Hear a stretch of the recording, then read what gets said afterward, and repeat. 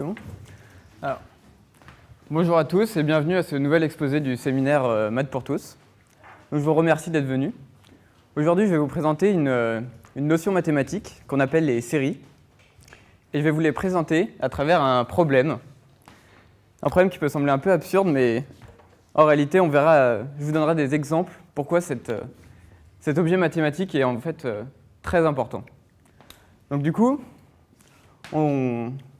on suppose qu'on peut trouver une infinité de mathématiciens qui vont rentrer dans un bar PMU, d'où le titre de l'exposé. Donc le premier mathématicien, il rentre dans le bar et il va commander une bière. Donc c'est le mathématicien numéro 1, il commande une bière. Ensuite, le deuxième mathématicien, il rentre dans le bar, il va commander une bière. Et puis, ainsi de suite. Donc ils commandent tous une bière. Donc à votre avis, est-ce que le barman va pouvoir servir les mathématiciens? C'est interactif, donc si je pose une question, vous pouvez répondre. Non? Pourquoi non? Ouais, du coup, ça ferait une quantité infinie de bière. Et un barman a toujours une quantité finie de bière dans ses fûts. Maintenant, on va modifier un peu le problème. Donc, on suppose que le premier mathématicien va commander une bière. Le second mathématicien va commander une demi-bière. Donc, le troisième mathématicien, il va commander un quart de bière, et ainsi de suite. Si je prends un mathématicien qui porte le numéro n, par exemple, il va commander une quantité de bière qui correspond à 1 sur 2 puissance n bière. Vous connaissez tous les puissances ou... C'est bon? Ok. Donc maintenant, la question c'est, est-ce que le barman peut les servir? Pourquoi oui? Quoi? Pourquoi de bière? Ah, vous connaissez tous... Mince.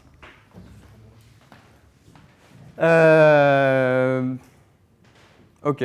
Bah ouais, il va pouvoir les servir, effectivement. Et du coup, le but de cet exposé, c'était de vous présenter... Bon, du coup, je suis un peu surpris, parce que si vous connaissez déjà ce que je veux... Ah, parfait. Parfait. Bon, du coup, est-ce que je ne peux pas plus complexifier sinon? Non? Ok. Bon, le but, c'était de savoir quelle quantité de bière on doit servir. Quelle quantité de bière, à quoi ça correspond?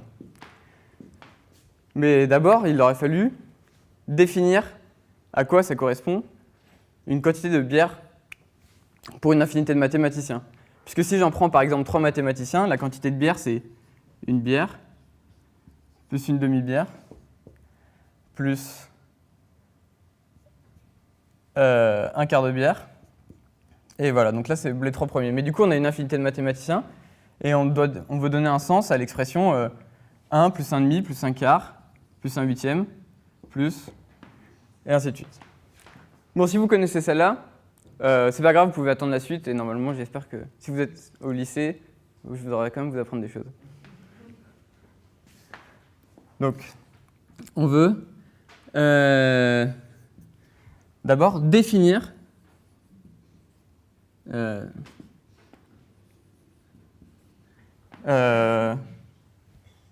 quoi cette somme infinie. Donc c'est ce qu'on appelle les séries.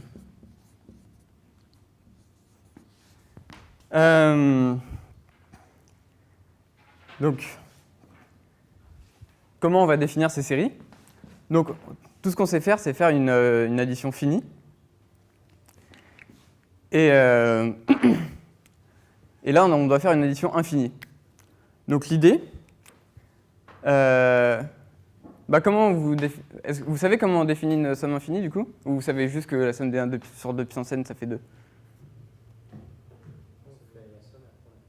Comment? On prend la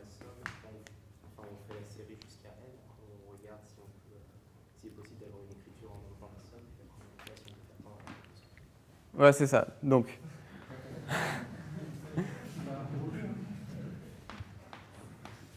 Mais juste par curiosité, tous les lycéens connaissent déjà. Je vais au lycée, c'est pour ça. Ah, ok. Mais vous connaissez derrière ou pas? Ok, bah, je suis rassuré. Okay. Mais je comprenais pas, j'ai cru que tu étais un lycéen. Ah, bah. Ok. Ouais, je répète. Donc, du coup, l'idée, effectivement, c'est qu'on va regarder, on va prendre un nombre fini de mathématiciens et on va regarder la quantité de bière qu'ont commandé ces mathématiciens. Et ensuite, bah, on va augmenter à chaque fois le nombre de mathématiciens et on va voir si cette quantité, à chaque fois qu'on rajoute des mathématiciens, est-ce qu'elle se rapproche d'un nombre? Donc là, on a besoin d'une ce qu'on appelle une autre notion de mathématiques qu'on appelle la limite. Donc je vais vous parler aussi de limite. Ok. Et bon, bien sûr, il y a autre chose aussi. Encore une dernière chose à voir, c'est qu'est-ce qu'on additionne? Donc, on additionne des nombres. Mais une infinité de nombres. Donc je vais vous parler très rapidement, juste pour avoir le terme, parce que en fait, je risque d'utiliser des termes que je ne vous ai pas présentés. Donc il faut me dire que si vous ne comprenez pas, il faut me poser des questions si jamais il y a un problème. Donc je vais vous parler de suite. Donc voilà le plan de l'exposé. Donc on va commencer par les suites. Ça va être très rapide.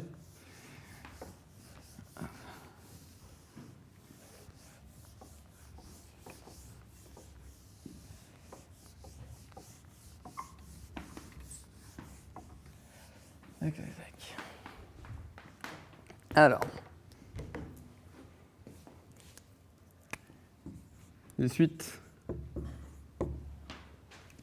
Donc, on va juste poser une définition. Parce qu'on veut savoir à quoi, en fait, ce qu'on somme, c'est une infinité de nombres. Donc en mathématiques, quand on a une infinité de nombres, on lui donne ça un nom, et on appelle ça une suite. Donc, on prend on va dire un premier nombre qu'on appelle U1. C'est un nombre, ça peut être 1, ça peut être 2, ça peut être pi, ça peut être 1000.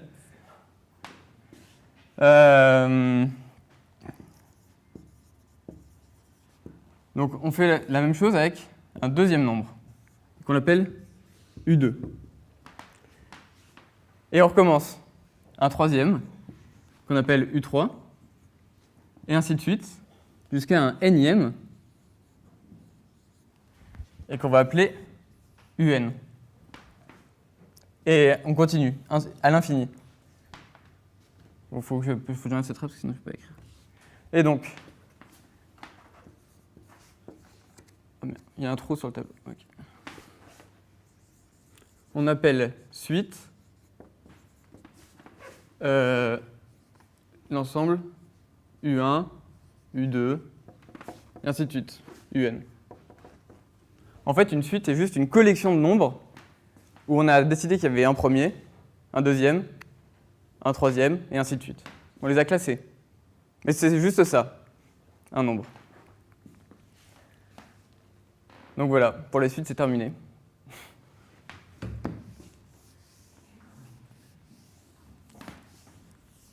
C'est vraiment juste un nom pour simplifier ensuite l'exposé. Et alors, donc maintenant, je vais vous parler de limites.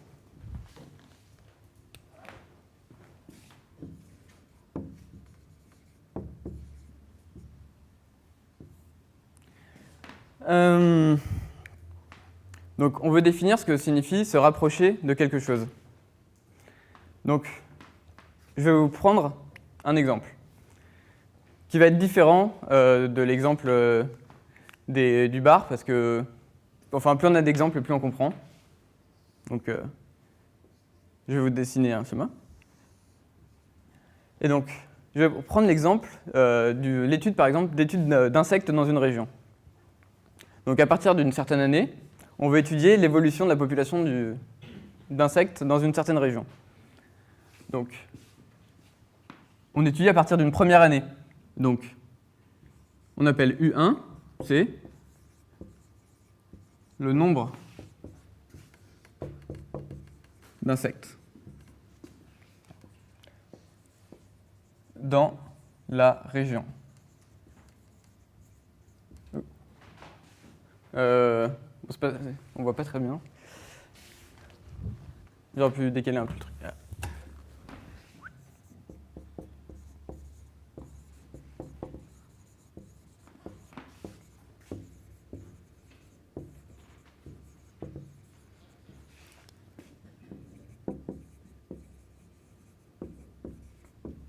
Donc l'année 1, ça peut être...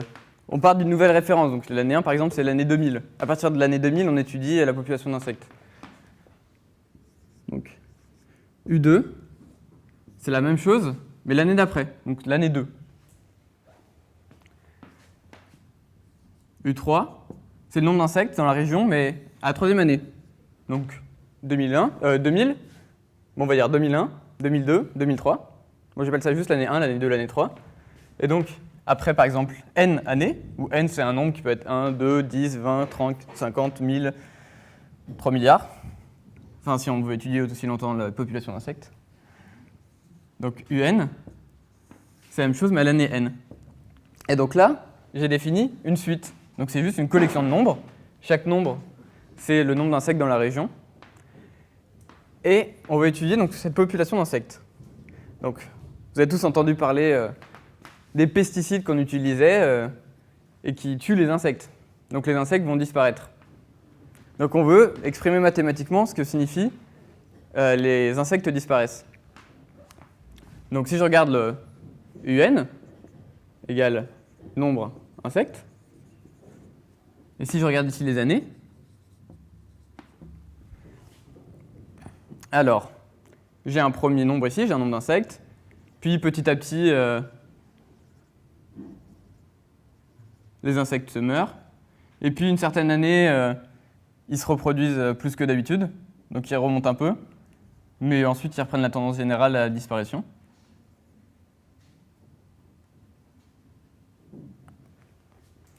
Et voilà, donc à votre avis, comment on définit que le nombre d'insectes va disparaître? Comment? Ah oui, mais justement, ça c'est... Je veux définir ce que signifie la limite de ma suite est 0. Donc, l'idée c'est que si on prend un nombre n d'insectes, quelconque, fixé, qui ne correspond pas au terme de ma suite, eh bien, à partir d'un certain nombre d'années, le nombre d'insectes il va être inférieur à ce nombre n fixé. Donc ici, on voit que, bon, ça ne tombe pas sur une année, mais ça tombe à la moitié de l'année. Ici, à partir de l'année qu'on peut appeler n'importe comment, n0 par exemple, tous les ans, on va avoir moins d'insectes. OK? Mais ça, c'est vrai pour n'importe quel entier n. Pour n'importe quel nombre n. Ou je vais plutôt vous l'appeler epsilon, du coup. Ça servira après. Donc si j'en prends un autre, ici j'ai une deuxième année où je vais avoir, pour un autre epsilon, donc ça c'est par exemple epsilon 1, epsilon 2, je vais toujours avoir moins d'insectes. Le nombre d'années va être plus élevé parce qu'on demande une condition plus forte, c'est-à-dire encore moins d'insectes, mais à partir de cette année-là, il y aura toujours moins d'insectes. Et donc, c'est comme ça que on va définir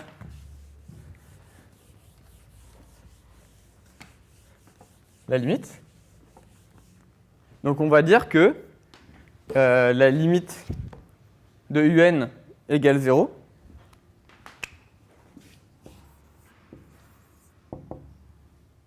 Alors, si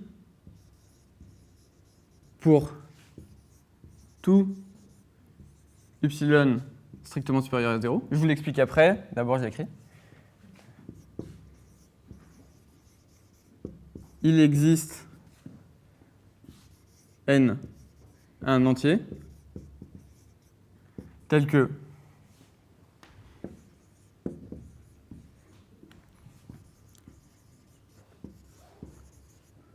pour tout n plus grand, donc qu'on note comme ça, plus grand, ça normalement, ça, plus grand que n, je vous le mets entre parenthèses. Ah oui, donc ici, en fait j'ai oublié de vous préciser, mais la suite, elle peut se rapprocher de n'importe quel nombre. Donc on suppose qu'elle va se rapprocher d'un nombre L. Un moins L va être plus grand que moins upsilon, et un moins L va être plus petit que upsilon. Donc qu'est-ce que ça veut dire? Donc upsilon, c'est une distance.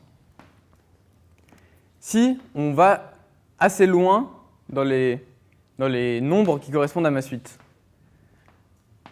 dans ce cas-là, ces inégalités-là, donc un-L plus grand que moins upsilon et un-L plus petit que upsilon, ça signifie que la distance de un à L est plus petite que upsilon.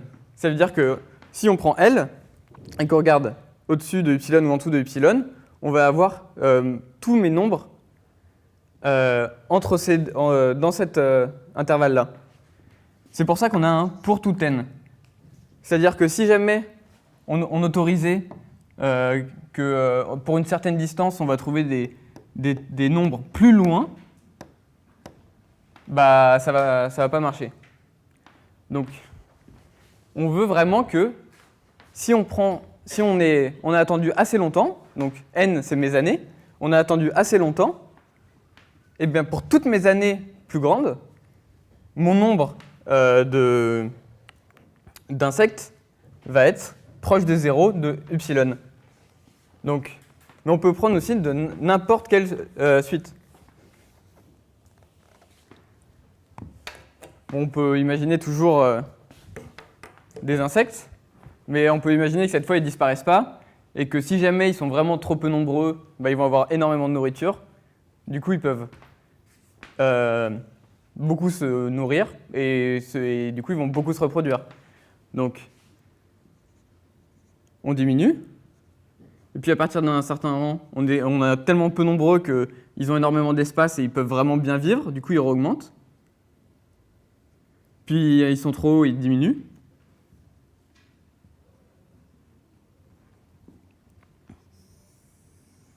Et voilà, donc ici j'appelle un nombre L.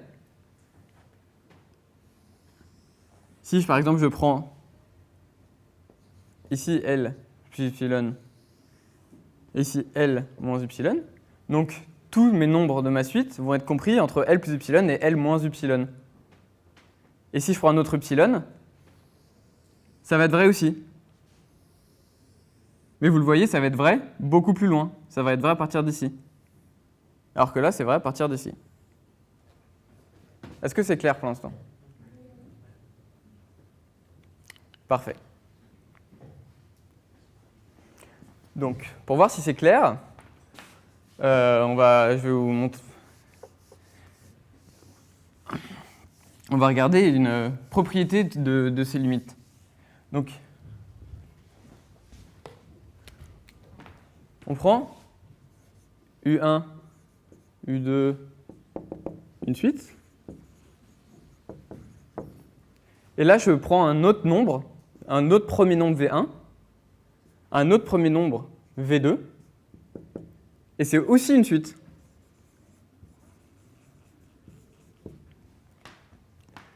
On va supposer que c'est la même chose que pour les U, sauf qu'on l'appelle juste V, et c'est des nombres différents, mais c'est le même principe. Donc, on suppose qu'elle tend, donc c'est-à-dire qu'elle se rapproche. Ah oui, j'ai oublié d'écrire la fin de.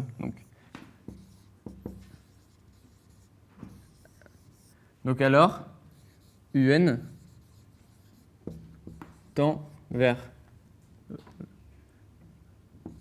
vers L, où la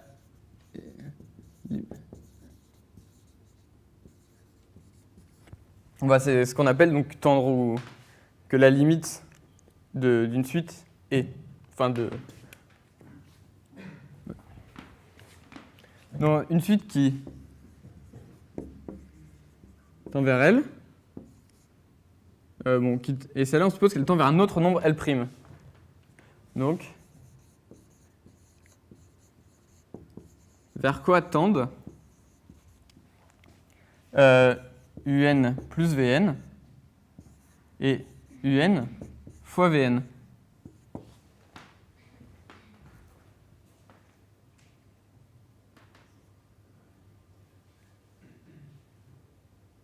Personne?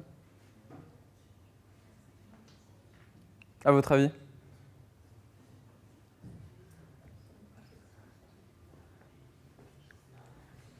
Tentez quelque chose. L plus L', et L plus fois L'. Exactement.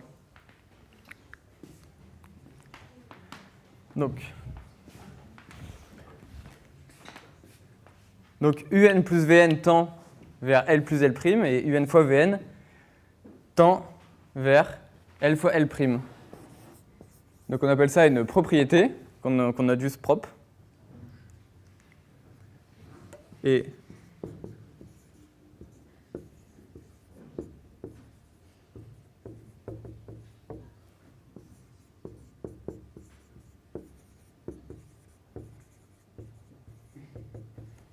voilà. Donc maintenant, je vais vous présenter une dernière chose sur limite avant de enfin pouvoir résoudre mon problème du bar et de effectivement montrer que le barman doit servir de bière. Donc, ça, je vous l'efface. Je vous laisse pour l'instant la définition.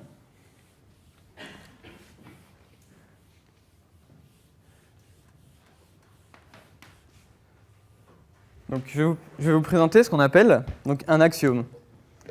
Donc, c'est un résultat mathématique qu'on ne démontre pas, mais qu'on suppose vrai. Parce que quand on construit les nombres, tels que tout le monde les connaît, on suppose qu'ils vérifient certaines propriétés. Et donc, il va vérifier en particulier cette propriété-là. Donc, ça va sembler bizarre pour l'instant, mais ça va nous servir par la suite. C'est pour ça que je vous le présente. Donc, on prend U1, U2, une suite.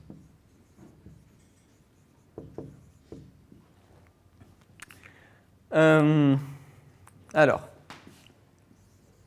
si jamais on a une propriété qui est que la suite est croissante, c'est-à-dire que chaque élément de notre suite va être plus grand que celui qui le précède.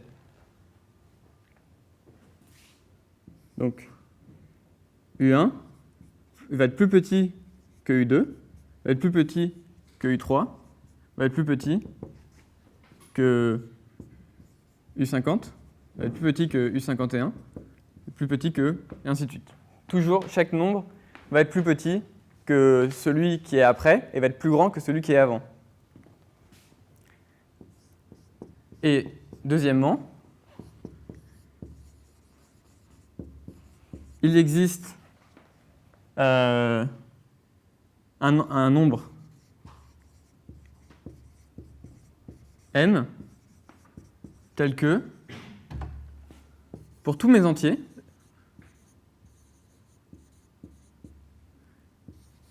UN va être plus petit que M. C'est-à-dire que à chaque fois, tous mes trucs de ma suite, ils vont être toujours plus petits que ce nombre.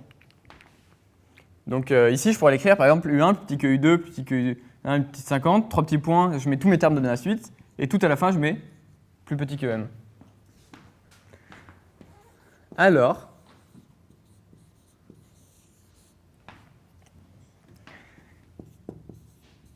il existe un nombre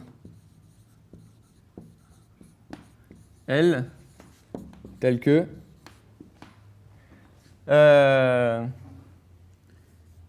UN tend vers L. Donc, ça paraît un peu abstrait, mais je vais vous donner un exemple. Encore un autre. Parce que plus on a d'exemples, et mieux on comprend.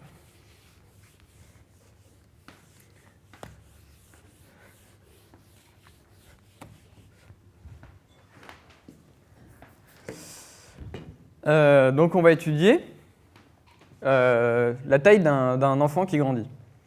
Donc on suppose que on prend un enfant, et chaque année on regarde sa taille.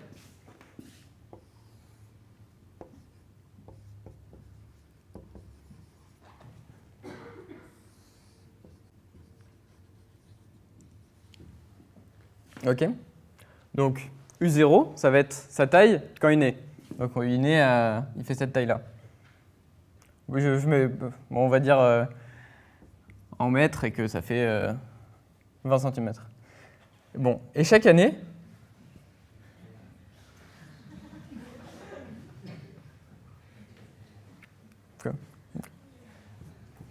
chaque année, il va grandir.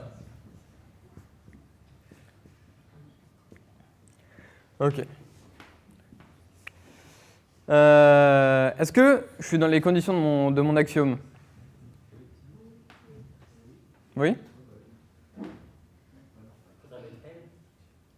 C'est-à-dire? On peut la mettre si tu veux. Mais ça ne justifie pas pourquoi on est dans les conditions de l'axiome.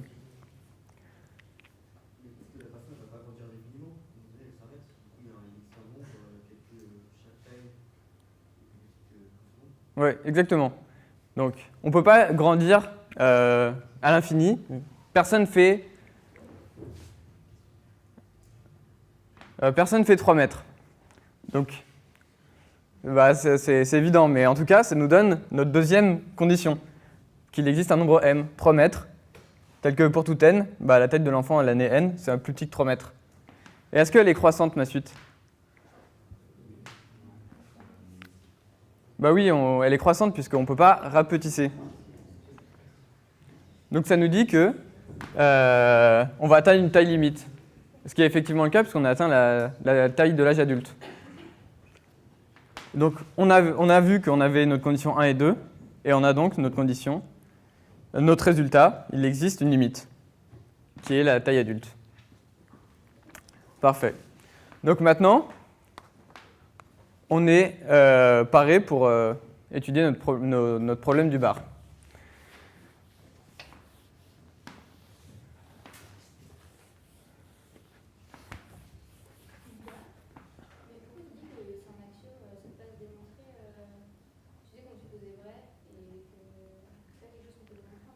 Non, en fait, quand on... Bon, c'est un peu subtil. Du coup, la question, c'est est-ce que c'est vraiment un axiome ou est-ce qu'on peut le démontrer? Alors en fait, ça dépend de ce que tu prends comme axiome de départ. Mais on peut supposer que les nombres vérifient une propriété et que cette propriété va impliquer le résultat que je vais présenter. Donc c'est une propriété qui s'appelle la propriété de la borne sup. Mais je ne vais pas vous en parler parce que ça ne nous sert pas. C'est juste pour répondre à la question. Mais on peut aussi supposer ce résultat-là et montrer la propriété de la borne sup. Voilà.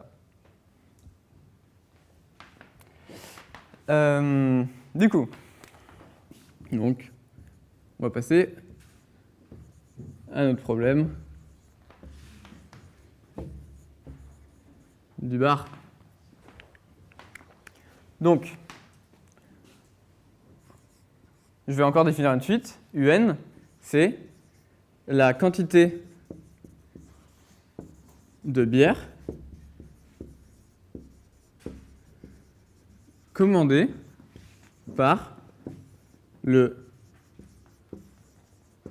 mathématicien numéro... j'ai oublié le R. numéro n. C'est un peu penché. Du coup, on a dit tout à l'heure, pour définir la quantité de bière totale, ça va être, on va prendre la quantité de bière commandée par par exemple les 10 premiers ou les 100 premiers, et à chaque fois on va rajouter des mathématiciens dans la commande et on va voir si ça se rapproche de quelque chose, donc si ça a une limite. Est-ce que vous pouvez me dire quelle est la quantité de bière commandée par les 10 premiers par exemple, c'est quoi?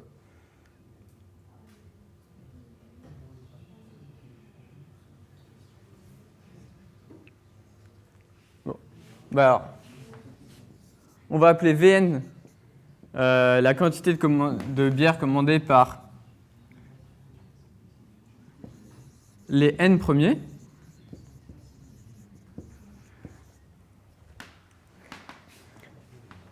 Et donc, c'est la quantité commandée par le premier, plus celle commandée par le second, plus celle par le troisième, et ainsi de suite, jusqu'au nème. Donc ça nous définit une autre suite, car c'est juste un nombre qui est la quantité commandée par le premier, puis un autre nombre, la quantité commandée par les deux premiers, et ainsi de suite. Donc c'est toujours une suite. Et on veut voir si elle a une limite. Cette suite, on l'appelle la suite des sommes partielles, parce que c'est comme la somme qu'on cherche à calculer, sauf que c'est partiel, puisqu'on ne prend qu'une partie. OK ? Donc maintenant,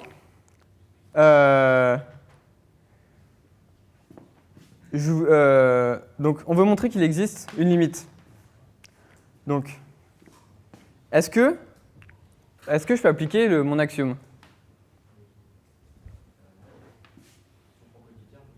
Comment?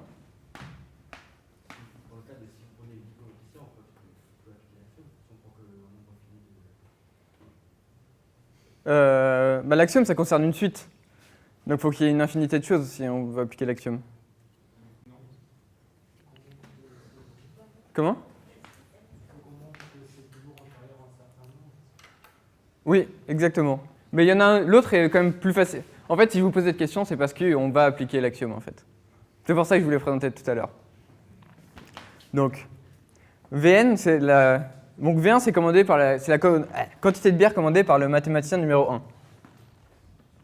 V2, c'est la quantité de bière commandée par les deux premiers.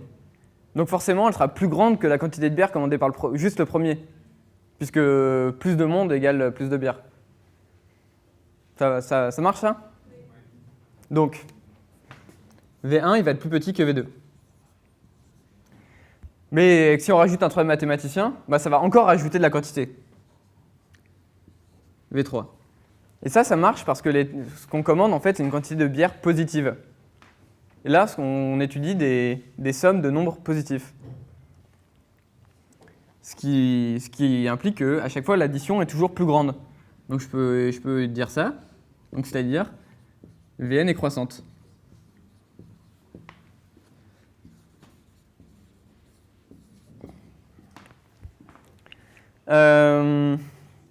Donc maintenant, on veut montrer qu'elle est plus petite qu'une certaine quantité.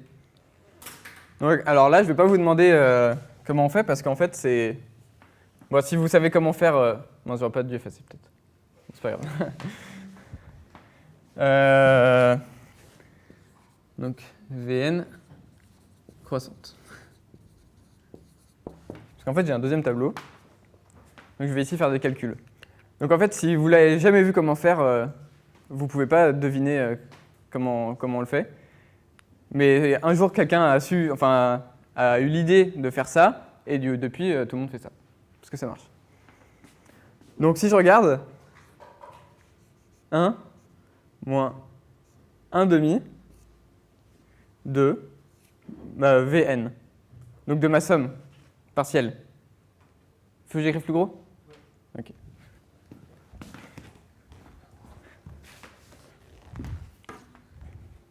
Donc, 1 moins 1 demi de 1 plus 1 demi plus 1 quart plus tac tac tac. Et on va jusqu'à 1 sur Vn. Ah, j'ai oublié d'écrire. Donc en fait, UN, on a dit que c'est la quantité de bière commandée par le nème, donc ça correspond à 1 sur 2 puissance n-1. Parce que le premier, il commande une bière, donc 1. Puis le deuxième, il commande un demi, donc 1 sur 2 puissance 1. Puis à chaque fois, on divise par 2, donc en fait, ça correspond à écrire 2 fois 1 demi fois 1 demi fois 1 demi. N fois. Donc c'est pour ça que je vous ai écrit ça en fait. Hop. Est-ce que c'est assez gros là? Ok. Donc ça, je peux l'écrire que c'est... donc je peux distribuer les nombres. Donc ça fait une fois ça. Donc ça fait 1 plus 1 demi plus 1 quart plus 1 sur 2 puissance n-1. Et ici, moins 1 demi de la même chose. Donc moins 1 demi fois 1. Ensuite, 1 demi fois 1 demi, ça fait moins 1 quart. Ensuite, 1 demi fois 1 huitième, qui est dans les 3 petits points. Non, 1 demi fois 1 quart, ça fait 1 huitième. Là, j'aurais écrit trop petit, en fait. Donc, moins 1 demi, moins 1 quart, moins 1 huitième. Moins, donc le dernier, qui est 1 sur 2 puissance n moins 1, fois 1 demi, donc moins 1 sur 2 puissance n. Et là, est-ce que vous voyez ce que je vais faire ensuite? Exactement. En fait, ça va se simplifier 2 à 2. Donc ici, j'ai un 1 demi, ici, j'ai moins 1 demi. Donc ça fait 0, parce que 1 moins 1, ça fait 0, 1 demi moins 1 demi, ça fait 0. Donc 1 quart moins 1 quart, ça fait 0. Et à chaque fois, ici, j'ai les 3 petits points. Dans les 3 petits points, à chaque fois, j'ai tous les 1 demi, 1 quart, 1 huitième, 1 16e, tout ça, jusqu'à 1 sur 2 puissance n. Et à chaque fois, ils ont leur opposé ici. Et à la fin, ici, j'ai 1 sur 2 puissance n, moins 1. Ici, j'ai plus 1 sur 2 puissance n, moins 1. Et il me reste 1 moins 1 sur 2 puissance n. Est-ce que ça va, ça? Ouais? Cool.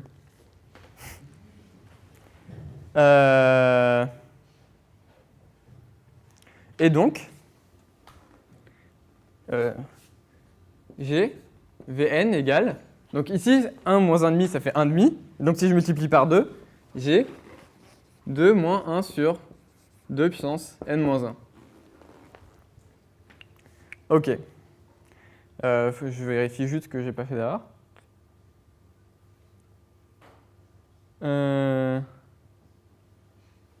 Non, c'est bon, c'est bon. Ok.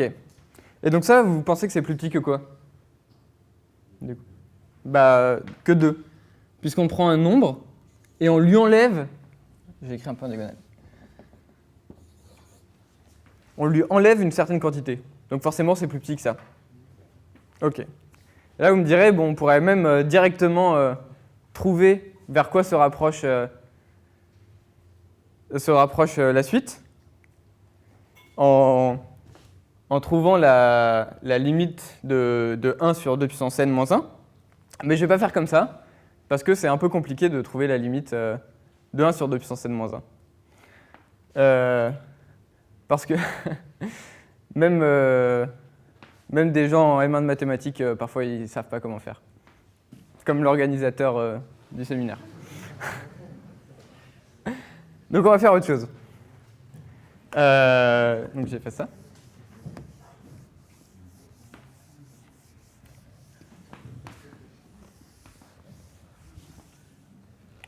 Donc, on a dit, donc, Vn, donc c'est la quantité de bière.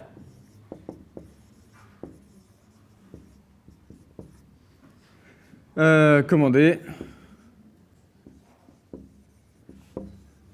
par les n premiers. Ok. Donc on a vu que Vn était croissante.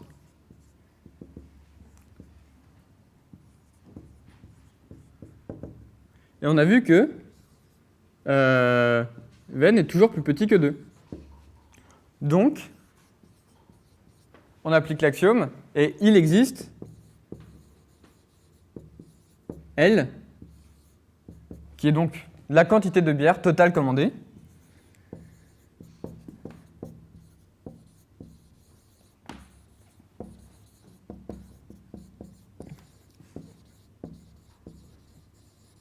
et voilà. Et donc là, on est arrivé à la fin de la première étape, on a montré que, en fait, il commandait effectivement une quantité de bière. Parce qu'en fait, ça aurait pu ne se rapprocher de rien du tout. Et là, on aurait été un peu désemparé. Mais maintenant, on veut savoir donc quelle est cette quantité, le nombre. C'est pas de la bière.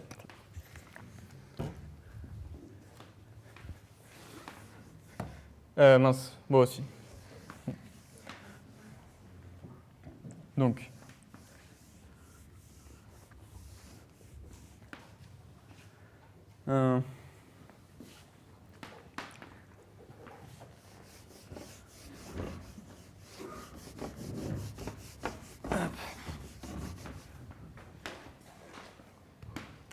Donc maintenant, je vais vous refaire un calcul qui va nous aider à trouver la quantité de bière qu'on cherche. Donc, si je calcule par exemple 2 fois la quantité de bière qu'on cherche. Donc c'est 2 fois L. Donc 2 fois L, c'est 2 fois 1 plus 1 demi plus 1 quart, 3 petits points. Donc c'est égal à 2. Et on va supposer que les additions infinies, elles se comportent exactement comme des additions normales, que tout le monde connaît. Donc ça fait 2 plus 1 plus 1 demi. Parce que 2 fois 1, ça fait 2, 2 fois 1 demi, ça fait 1, 2 fois 1 quart, ça fait 1 demi. Et on continue. Et là, j'écris 2 plus. Et ça, à quoi ça correspond, ça?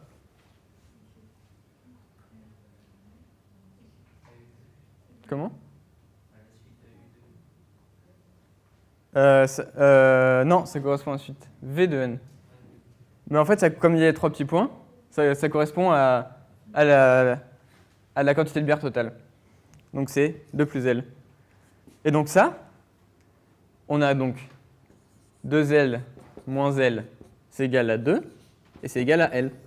Et donc effectivement, oui? À la deuxième ligne du tableau, je ne comprends pas. Ça fera plus que 2 bières. Comment ça? Vous avez raison, désolé. Ah oui. Non mais ça arrive.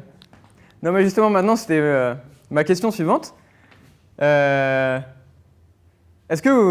que ça vous va que je calcule ça comme ça?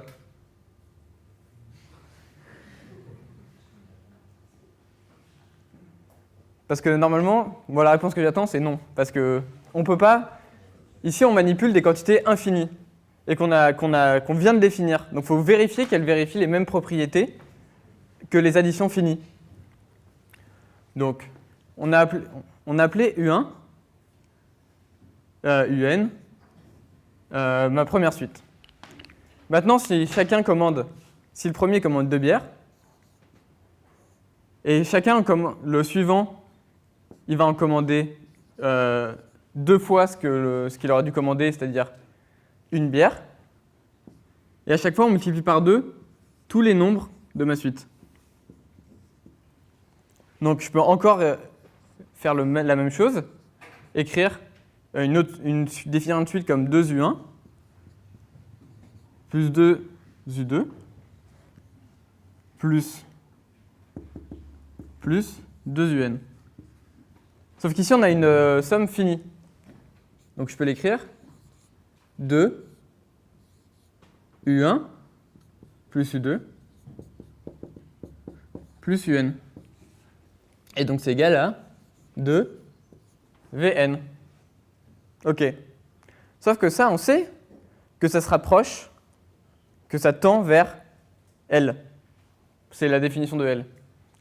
Et on a vu que si on multipliait par une autre suite, alors le produit des limites, le produit des suites va converger vers le produit des limites. C'est-à-dire que ça, 2Vn, ça tend vers 2 fois L. Bon, c'est exactement ça en fait. Et ça. Et maintenant, ça nous dit que la suite Wn, elle va aussi, elle converge, enfin elle a une limite qui est 2L. Sauf que Wn, donc si je regarde sa limite, par définition, je peux l'écrire que c'est 2 fois 1 plus 2 fois 1,5 plus 2 fois 1/4, c'est-à-dire 2 plus 1 plus 1,5 et ainsi de suite. Donc c'est-à-dire que ici, j'ai écrit l'égalité entre les limites de Wn, qui est 2U1 plus 2U2, et la limite de 2 facteurs de U1 plus U2 plus UN. Et donc, ici, j'ai égalité entre ces deux-là. Ça marche? Non, ça marche pas? Moi, je pense toujours à la bière. Je comprends pas comment. Oui. Non, mais je suis pas du tout en mathématiques, du coup, je comprends vraiment pas. Mais Oui, mais le but, c'est d'expliquer à des gens qui ne sont pas du tout en mathématiques. C'est pour ça. pour moi, vu qu'à chaque fois, il y a un quotient, donc à chaque fois, on redivise par 2. Oui. Donc il y a toujours une quantité de bière qui reste, qu'on redivise par 2, il reste une quantité tout le temps, tout le temps, tout le temps. Du coup, il y aura, sauf physiquement, en principe, il n'y aura jamais un point où il n'y aura plus de quantité de bière. Du coup, ça n'arrivera jamais à 2 bières. Enfin, dans ma tête, ça fonctionne comme ça. Bah, c'est exactement ça, en fait. Parce que, en fait, là, ce que tu dis, c'est pas que tu n'es pas d'accord avec ce que j'ai écrit, mais que c'est juste que ça te semble bizarre que ça soit vrai. Mais tout ce que j'ai écrit ici, c'est vrai. Je vous raconte pas des bêtises. Ah oui, donc... Ah, c'est trop loin à répéter.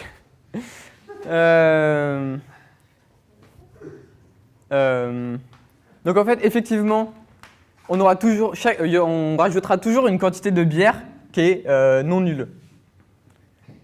Et donc on pourrait se dire, effectivement, ça ne va jamais atteindre 2.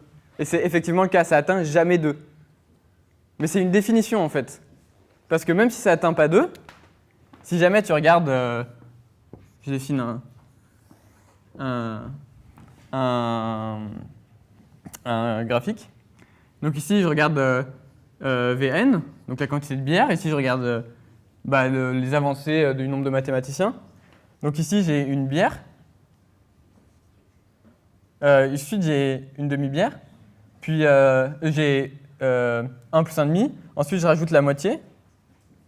Et à chaque fois, ça se rapproche. Ça va se rapprocher. Et ça ne va jamais atteindre. Mais en fait, c'est qu'une définition, ce que j'ai donné comme... Parce que dans la réalité, de toute façon, tu ne pourras jamais trouver une infinité de mathématiciens qui vont rentrer dans un bar. Donc, physiquement, il n'y a pas de problème. Et donc, ça va jamais être égal à 2. Mais c'est juste une définition. On dit que l'addition infinie, c'est égal à ce vers quoi va se rapprocher les sommes qui sont finies, en rajoutant à chaque fois. Ça va? Donc c'est un principe, on a dit que ce serait tellement négligeable qu'on va dire que c'est 2. Non? Ah non, c'est pas négligeable. Donc je te rappelle, tout à l'heure, j'ai dit Vn, c'est 2 moins 1 sur 2 puissance n moins 1. Ça te rappelle? Ok. Donc, du coup, forcément, avec ce qu'on a dit tout à l'heure, ceci, ça doit se rapprocher de plus en plus de 0.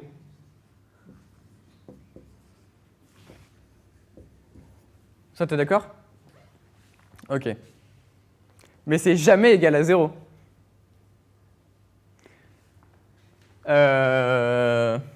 Mais en fait, ce qu'on dit, c'est, en quelque sorte, si jamais l'infini, c'était un nombre qui correspondrait au nombre qui est après tous les autres, eh bien, entre guillemets, le terme suivant de la suite, qui est V infini, qui est la bière commandée par l'infinité de mathématiciens, ça va être 2 moins ce vers quoi tend 1 sur 2 puissance n moins 1, c'est 2. Mais c'est vraiment, il faut supposer qu'on est après la limite, c'est-à-dire une fois qu'on a considéré tous les mathématiciens. Mais du coup, il ne faut pas se demander physiquement pourquoi il en restera toujours si on considère un nombre fini. En fait, l'idée aussi derrière les séries, c'est que si jamais j'ai qu'un nombre fini de mathématiciens, par exemple, j'en ai vraiment beaucoup. Donc imaginons, par exemple dans un concert, 100 000 personnes viennent et vont commander cette quantité de bière-là. C'est un peu absurde, mais bon. Je vous donnerai d'autres exemples à la fin. Mais on peut dire que la quantité de bière totale commandée, ça va être à peu près 2. Et on va dire que ça, effectivement, ça va être négligeable. C'est l'intérêt. Mais dans la réalité, on n'est jamais à l'infini, puisque déjà, on ne peut pas mettre une infinité de personnes dans un bar. Ok, ça va. Si là, ça va pas, on peut toujours poser des questions après ou revenir me voir à la fin. Et ça va te donner une réponse plus convaincante. Alors, où est-ce que j'en étais ? Oui, voilà. Donc, en conclusion, ici, on a résolu notre problème du bar. Et donc, le barman doit servir 2 bières. Mais il faut bien justifier comment on a trouvé ça. Donc maintenant, je vais vous mettre dans un autre cas où les mathématiciens commanderont un peu plus de bière. Et on va voir que là, ça ne va pas marcher.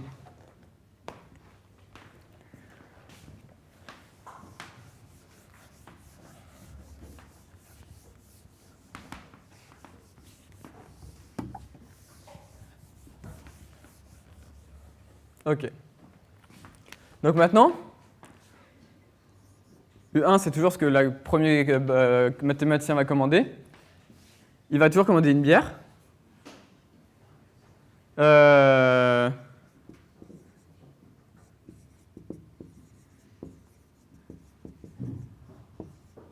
mets la phrase à moitié parce que c'est long. Voilà. U2, il va commander une demi-bière. Donc c'est ce que est commandé par le deuxième. Ensuite, cette fois, le troisième, lui, il va avoir un peu plus soif, il va commander un tiers de bière. Et à chaque fois, ils vont commander, si on est le numéro 10, il va commander 1 sur 10, un dixième de bière. Donc ici, on va commander 1 sur n, 1 sur n bière. Est-ce que maintenant, vous pensez que... Donc cette fois, tu ne réponds pas, s'il te plaît. Est-ce que vous pensez qu'on peut toujours les servir ?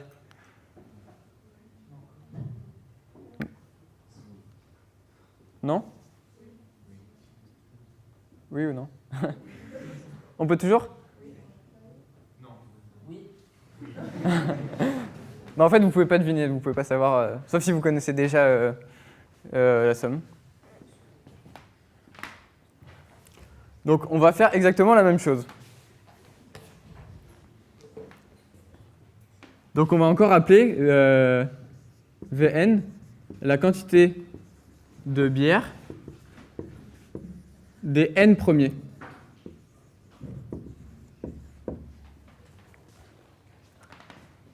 C'est toujours la même chose, c'est exactement le même, mais avec une quantité de bière différente. Donc ça va être égal à, cette fois 1, plus 1 demi, plus 1 tiers, plus 1 sur n. Et donc, en mathématiques, on a toujours besoin de calcul, donc je vais vous refaire un petit calcul. Et on va voir qu'on va on va avoir un problème. Alors. Donc, on regarde la quantité de bière commandée par les 2 n premiers. C'est quand même commandé par les n premiers, sauf que je prends les 2 n premiers. Et je regarde moins la différence, je fais moins la quantité commandée par les n premiers. C'est-à-dire, en gros, la quantité de bière commandée par le n plus unième, n plus deuxième jusqu'à 2n. Par exemple, V pour n égale 5, on a V10 moins V5. C'est la quantité de bière commandée par le 6e, le 7e, le 8e, le 9e et le 10e. À chaque fois, je les prends par paquet de 2n et je prends les n derniers qu'on commandé et je regarde ce qu'ils ont commandé au total. Ça marche? Ok. Donc ça, c'est égal à quoi? Donc c'est égal à 1, 1, plus 1 demi, plus 1 tiers, plus 1 sur 2n, moins 1, moins 1 demi, moins 1 tiers, moins 1 sur n. Ici, j'ai 2 fois plus de termes qui vont, comme tout à l'heure, se simplifier. Et donc, ça va me donner 1 sur n plus 1, plus 1 sur n plus 2, plus 1 sur 2n. Est-ce que ça va? Parfait. Donc maintenant, à chaque fois, on sait que ça, ce sont tout le temps des quantités de bière qui vont être de plus en plus petites. On est d'accord? Genre 1 sur n plus 2, ça va être plus petit que 1 sur n plus 1. Et ainsi de suite. Donc le plus petit ici, c'est 1 sur 2n. C'est la plus petite quantité de bière commandée par tous. Enfin, parmi tous. Donc, je peux écrire que ça va être plus grand que 1 sur 2n, plus 1 sur 2n, parce que celui-là, c'est plus grand qu'un sur 2n, celui-là, est plus grand qu'un sur 2n. 1 sur 2n. Ça va? Si j'entends pas non, je continue. Et donc ça, j'ai écrit ça n fois, parce que c'est pour chacun d'eux. Chacun des quantités de bière, elles sont toutes plus grandes qu'un sur 2n. Donc je peux écrire que c'est n fois 1 sur 2 puissance n. Et donc c'est égal à 1 demi. Et est-ce que vous voyez pourquoi ici on a un problème?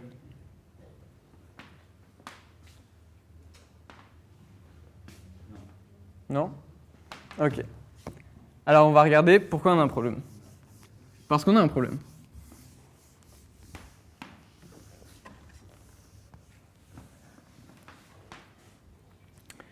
Donc on a écrit.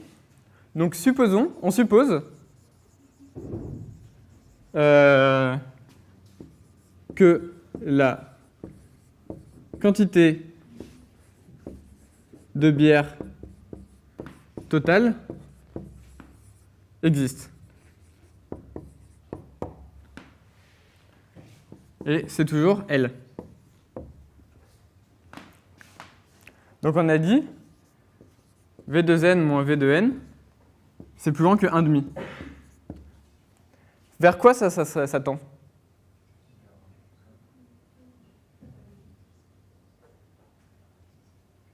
Personne n'a une idée?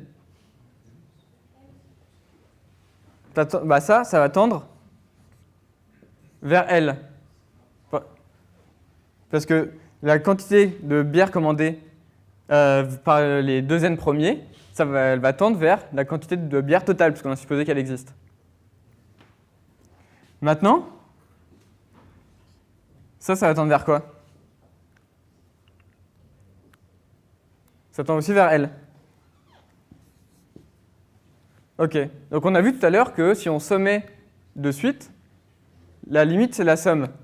Donc on a donc que L moins L va être plus grand que 1,5. Sauf que ça c'est 0. Et donc là on a un problème. Donc en maths c'est ce qu'on appelle un raisonnement par l'absurde. On a supposé que quelque chose était vrai. Et on arrive à quelque chose qui ne peut pas être vrai. Parce que 0 ne peut pas être plus grand que 1,5. Donc ça peut dire qu'une chose, ce qu'on a supposé à la base, c'était faux. Et donc, il n'existe pas.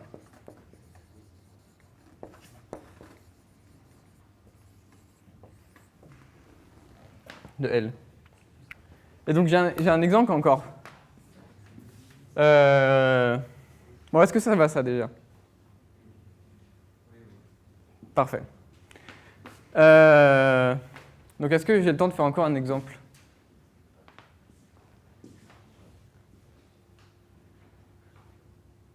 Ok. Donc, pour vous montrer qu'on peut vraiment pas faire n'importe quoi avec des sommes infinies. Donc là, ça va plus correspondre à la quantité de bière, ça va vraiment être une somme toute bête. Je veux calculer 1, moins 1, plus 1, moins 1, plus 1, moins 1, et ainsi de suite. Ok. Donc je vais faire la même chose que tout à l'heure. Je vais écrire que c'est égal à 1, moins 1, moins 1, plus 1, moins 1, plus 1, moins 1, ainsi de suite. Donc ici, on change de signe parce qu'on a mis une parenthèse et un moins devant. Est-ce que ça va, ça? Parfait.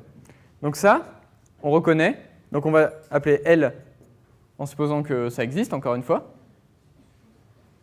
Et on retrouve sur 1 moins L. Et donc ça nous dit L égale 1 demi. Mais si on reprend les Vn qui correspondaient, donc ce qu'on appelait les sommes partielles. Donc Vn, c'est toujours égal à... donc on va appeler ça toujours plus U1 plus toutes les sommes, avec U1 c'est égal à 1, U2 c'est moins 1, U3 c'est 1, U4 c'est moins 1. Et donc, vu qu'on arrive à la fin, je vais juste vous dire pourquoi on a encore un problème. C'est que V1 c'est égal à 1, V2 c'est 1, moins 1 c'est 0. Donc V3 c'est 0 plus 1, donc c'est 1. V4 c'est 1 moins 1, c'est 0. Et donc ici on alterne des 1 et des 0. Et est-ce que des 1 et des 0, une suite de 1 et de 0, ça peut se rapprocher de 1,5? Bah non. Oui? Tu veux dire quelque chose? Ok. Donc effectivement, une suite de 1, puis de 0, puis de 1, 0, alternés comme ça ne peut pas se rapprocher de 1,5.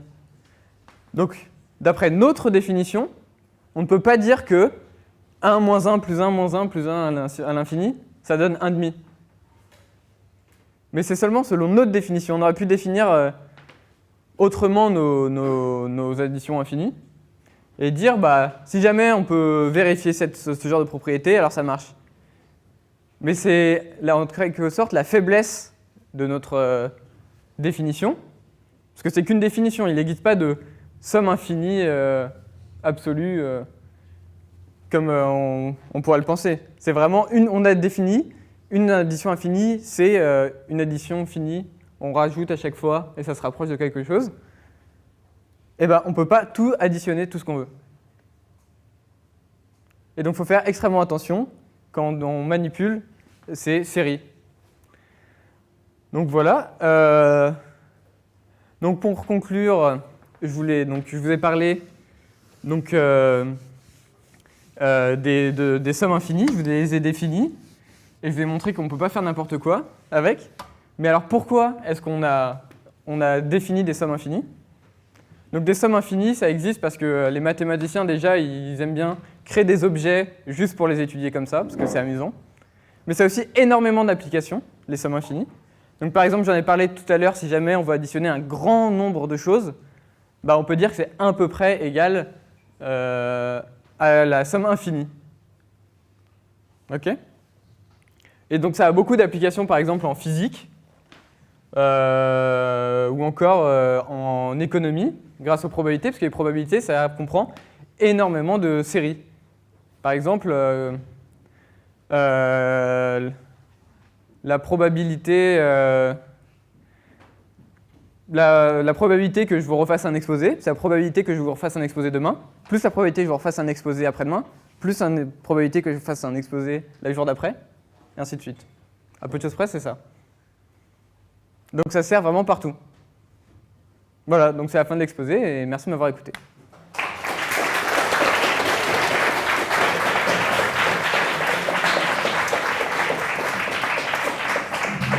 Et si vous avez des questions, vous pouvez me les poser.